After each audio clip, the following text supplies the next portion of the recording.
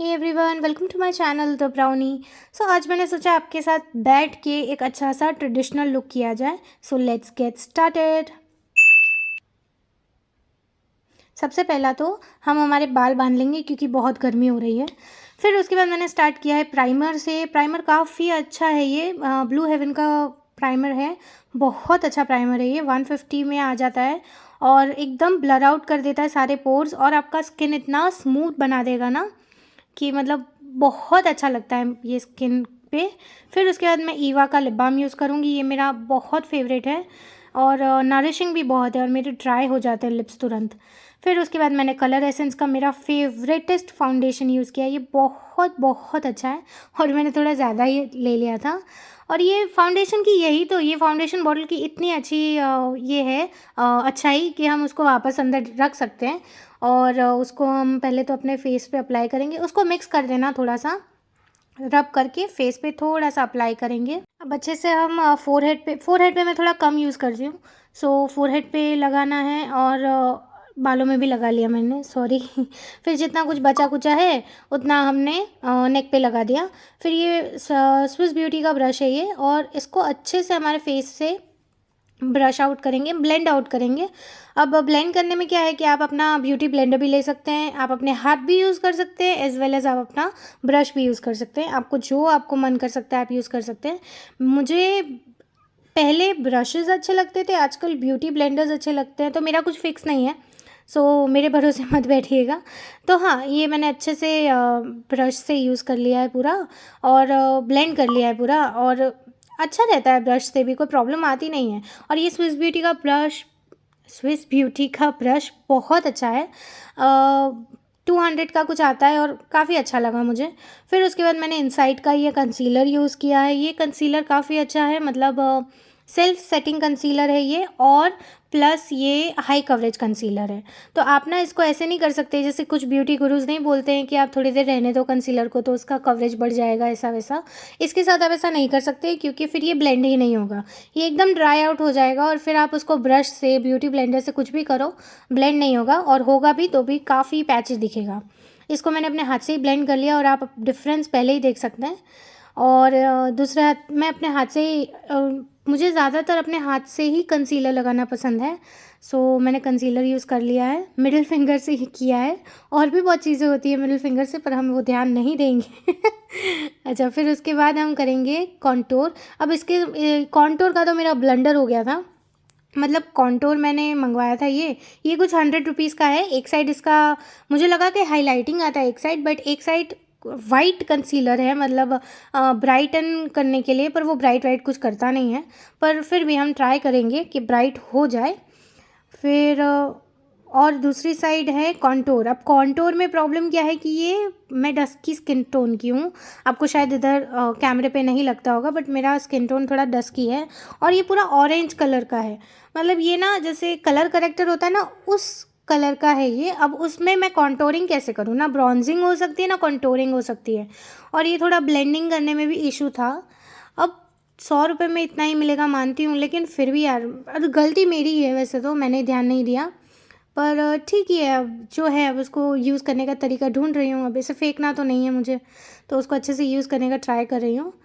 और मुझे कॉन्टूरिंग आती भी नहीं है कि कैसे की जाती है, तो बस सीख रही हूँ। और तो देखते हैं क्या होता है आगे, नया कुछ लूँगी तो मैं आप लोगों के साथ ज़रूर शेयर करूँगी। और जॉ लाइन तो मैं कितना भी ढूंढ लूँ, मेरी जॉ लाइन नहीं मिलने वाली। नहीं मिलने वाली है। और मैंने ऊपर फोरहेड पे भी कॉन्टोर लगाया था, और वो थोड़ा ठीक लग रहा था फोरहेड पे, क्योंकि ना मेरा हाथ दर्द कर गया, क्योंकि जैसे मैंने फोरहेड पे मेरा फाउंडेशन लगाया था ना, तो फाउंडेशन एकदम वाइटिश लग रहा था। अब ऑरेंजिश के साथ थोड़ा मिक्सअप होके वो मेरे शेड का थोड़ा बहुत हो गया था। अब नोज़ के लिए तो मैंने अपना हाथ ही यूज़ किया और ठीक ही लग रहा था, मतलब नोज़ तो ठीक लग रहा था। फिर उसके बाद मैंने ये लूज़ पाउडर यूज़ किया। ये लूज़ पाउडर अब कौन से ब्रांड का है आई डोंट रिमेंबर, और ये काफ़ी फ़ाइन लूज़ पाउडर है ये, मतलब उसका पाउडर का जो पार्टिकल्स है काफ़ी फ़ाइन है। और आजकल मुझे बेकिंग बहुत अच्छी लग रही है, आई डोंट नो व्हाई। तो मैं हमेशा कहीं पे भी कुछ भी ऐसा मेकअप करती हूँ तो बेकिंग ही ज़्यादातर प्रेफर करती हूँ। और वैसे भी गर्मियाँ बहुत हो गई है, तो पता नहीं मेरे माइंडसेट में है या ऐसा कुछ सच में होता है कि बेकिंग से वो गर्मियों का मतलब जो स्वेट होता है ये वो थोड़ा कंट्रोल हो जाता है वो। और मैंने अपने आँखों पे भी लगा लिया है वही सेम चीज़। अब ये ट्रांज़िशन अच्छा, उसके बाद मैंने ब्लश लिया है और मेरे कुर्ती से मैच करता ये लाइट बेबी पिंक कलर का ब्लश था। और सबसे पहले मैं अपने नोज़ पे लगाऊंगी ऑब्वियसली, और फिर उसके बाद मैं अपने चीक्स पे लगाऊंगी। ये ब्लश जो है वो बहुत पिगमेंटेड है, सो अगर आप ले रहे हैं तो उसका ध्यान रखिएगा कि थोड़ा थोड़ा यूज़ करो। ये बिल्डेड कर सकता है, इसको बिल्डेड अप कर सकता है, मतलब कोई प्रॉब्लम नहीं है। थोड़ा थोड़ा आप लेके आप उसको अच्छे से ब्लेंड करिए, क्योंकि ये पैची नहीं लगता है लेकिन ये बहुत सुंदर शेड देता है, पर ये काफ़ी पिगमेंटेड है और फॉल आउट होता भी है नहीं भी होता है। मतलब आपने अगर बहुत ज़्यादा ले लिया तो बहुत फॉल आउट होगा, पर अगर आपने थोड़ा ज़्यादा लिया है तो वो ब्रश में ही रहेगा, वो फॉल आउट नहीं होगा ज़्यादा।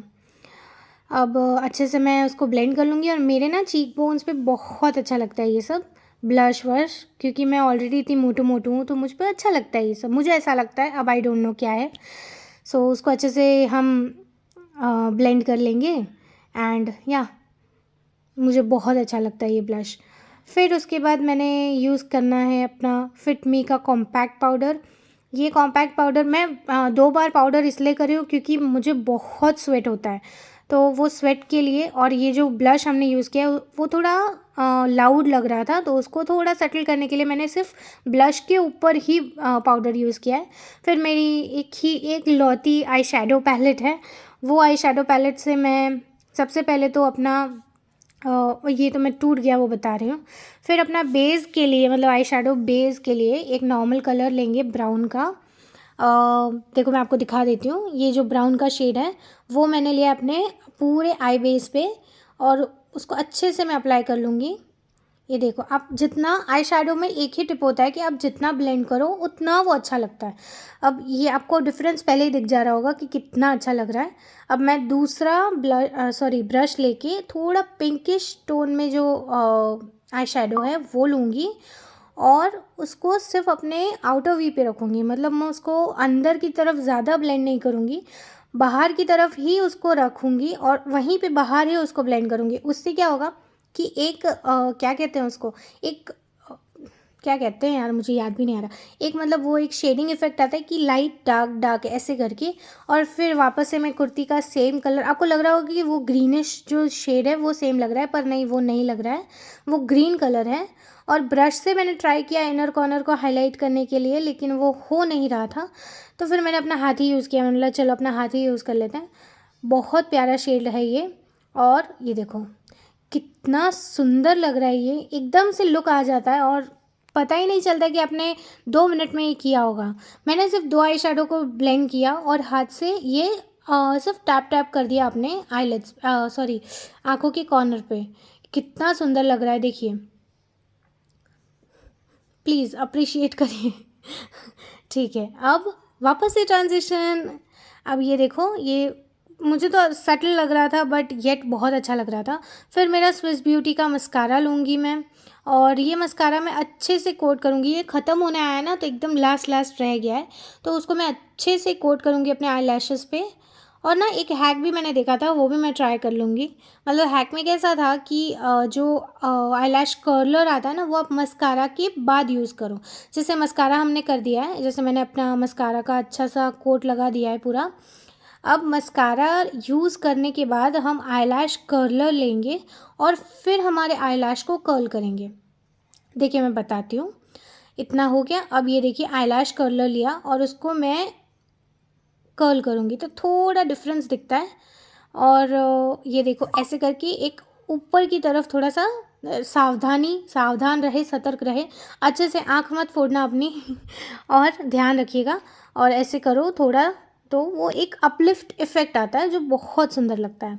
फिर उसके बाद मेरा हाइलाइटिंग पैलेट लेके, ये रोज़ गोल्ड शेड है, वो अपने हाइलाइटिंग पॉइंट्स पे लगाऊंगी। काफ़ी अच्छा लगता है मुझे हाइलाइटर यूज़ करना। आपको अच्छे से दिख नहीं रहा होगा, मैं दूसरे साइड पे लगा के आपको बताती हूँ। ये नोज़ पे देखिएगा कितना सुंदर लगता है ये हाइलाइटिंग।